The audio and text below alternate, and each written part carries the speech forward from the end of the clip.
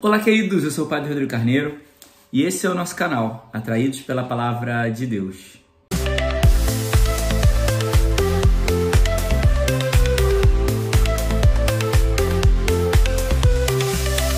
Bem, então seja muito bem-vindo você que está chegando aqui pela primeira vez no nosso canal, seja bem-vindo você que já é um atraído pela palavra, seja bem-vindo você que de vez em quando está aqui com a gente, seja bem-vindo você que passa por aí, você que assiste os vídeos, você que recebeu de alguém. Sejam todos bem-vindos. É uma grande graça e uma alegria também ao meu coração poder partilhar a palavra de Deus, né? E saber que tem pessoas que estão escutando e experimentando para que a palavra de Deus como semente seja lançada no seu coração e faça aquilo que Deus deseja, aquilo que Deus espera que ela realize na nossa vida e no nosso coração. Bem, então hoje, nessa sexta-feira, mais uma vez não posso deixar de dizer sextou então para nós.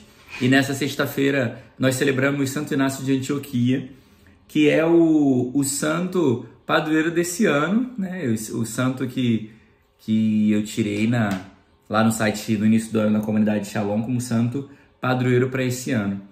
E uma das coisas que não me gusta, né? Que eu gosto muito na vida de Santo Inácio de Antioquia é que ele foi um homem inteiramente entregue a Deus, tinha os seus discípulos, as pessoas que o seguiam, e ele foi preso e ele ia ser entregue às feras, porque ele viveu no tempo da perseguição mais forte, onde aqueles que se diziam cristãos eram levados aos circos, né? Que eram grandes, como que arenas, onde os cristãos eram jogados nessas arenas e devorados por leões, porque eles deixavam os leões como que famintos, 2, 3 dias sem comer, e depois jogavam os cristãos nessa arena com as feras, com os leões, para que devorassem eles, porque estavam famintos, carne, eles devoravam, então os cristãos eram trucidados. E aí Santo Inácio de Antioquia já sabia do que ia passar, e ele escreve uma carta para os outros cristãos. Essa carta é muito famosa dele, onde ele vai dizer que eu estou experimentando de uma grande alegria e espero que vocês não chorem por mim, mas se alegrem comigo. Então, ou seja, ele, às vésperas do martírio, às vésperas da sua morte, ele dizendo que estava experimentando de uma grande alegria, porque ia ser triturado como trigo na boca das feras. Essa frase é a frase dele. Vou e estou pronto para ser triturado como trigo na boca das feras. Porque assim como nosso Senhor foi triturado pelos homens e se tornou o pão vivo da Eucaristia, eu quero também ser trigo triturado para me unir ao pão eterno no céu. Então olha que bonito essa concepção dele, né? De assumir o martírio, assumir a luta. E isso é quando eu vi essa liturgia, eu via como muito claro esse salmo de hoje. Me alegras com a tua salvação. É porque eu tô lendo. Me alegro com a sua salvação, Senhor. A gente se alegra com a salvação do Senhor porque a salvação é o fim do caminho.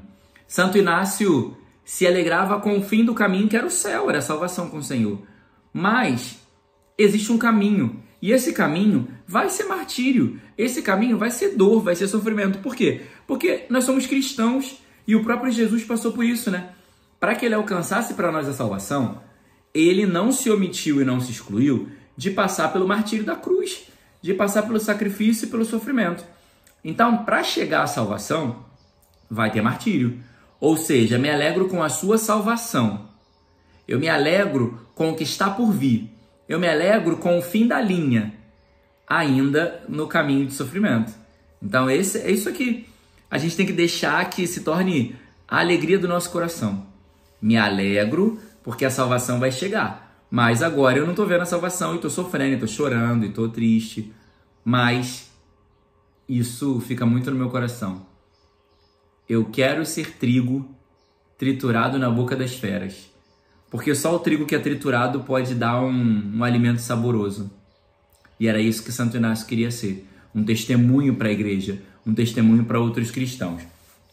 A primeira leitura vai falar para nós que Abraão, ele não foi recordado pelas obras que ele fez, mas pela fé em Deus.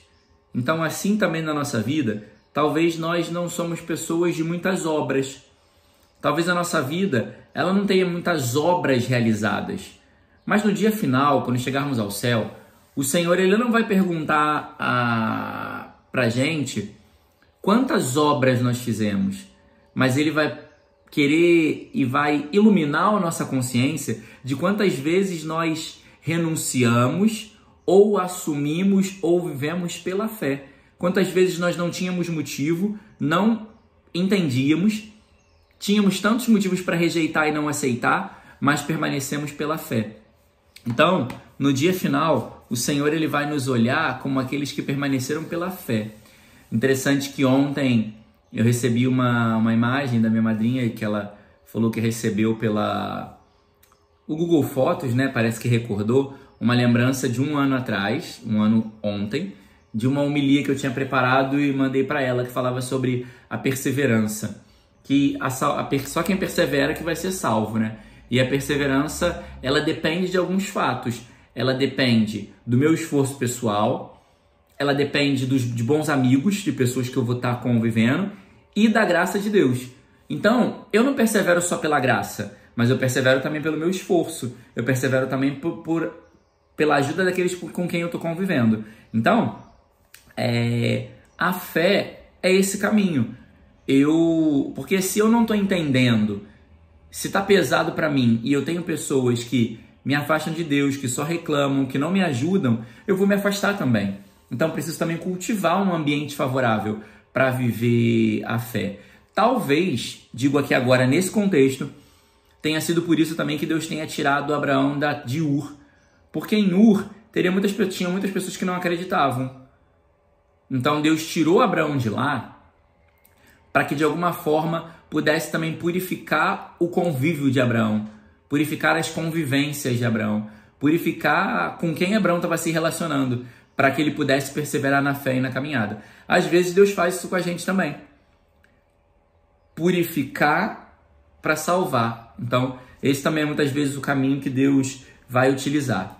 E o Evangelho, ele vai trazer para nós, falando ainda Jesus está meio nas pelejas com os fariseus, e vai falar das hipocrisias dos fariseus. Porque o que é a hipocrisia dos fariseus? É que eles falam muito, são muito apegados a leis e preceitos, mas não cumprem o necessário e o mais importante, que é amar a Deus e a entrega do coração e da vida. Então, às vezes nós vivemos assim também nessa hipocrisia. Nós julgamos os outros, nós apontamos pessoas, falamos, mas não vivemos aquilo que falamos. Nós julgamos a pessoa, mas incorremos no mesmo pecado que ela, ou às vezes pior. Então a gente tem que tomar muito cuidado com isso. E também o Evangelho termina dizendo que a gente só precisa ter um medo na vida. Muitas vezes a gente tem medo de não agradar, medo de não ser aceito, medo das pessoas nos criticarem, medo de sermos julgados. Mas o medo que a gente tem que ter na vida é o medo do pecado. Porque o pecado pode nos levar para o inferno. Se uma pessoa me julga, se uma pessoa fala mal de mim, se uma pessoa me critica, isso não vai me levar para o inferno. Isso não vai me fazer perder a salvação. Se eu cair na pilha, sim. Mas se alguém me critica, faz fofoca de mim, fala mal, me olha torto, faz mexerico, grupinho, fofoquinha com a minha vida, isso não vai me levar para o inferno. Se eu não cair na pilha e fizer igual, obviamente. Agora, se eu peco, se eu me deixo levar pelo pecado, isso vai me jogar no inferno. Então, o medo não é do que os outros fazem. Eu não tenho que ter medo de pessoas, eu tenho que ter medo do pecado, que pode me tirar a salvação.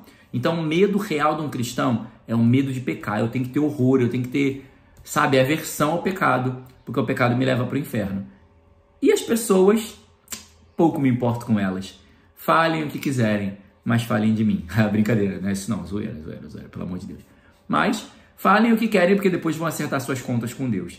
Mas eu tenho medo do pecado, porque ele pode me fazer perder a salvação. Louvado seja nosso Senhor Jesus Cristo, para sempre seja louvado.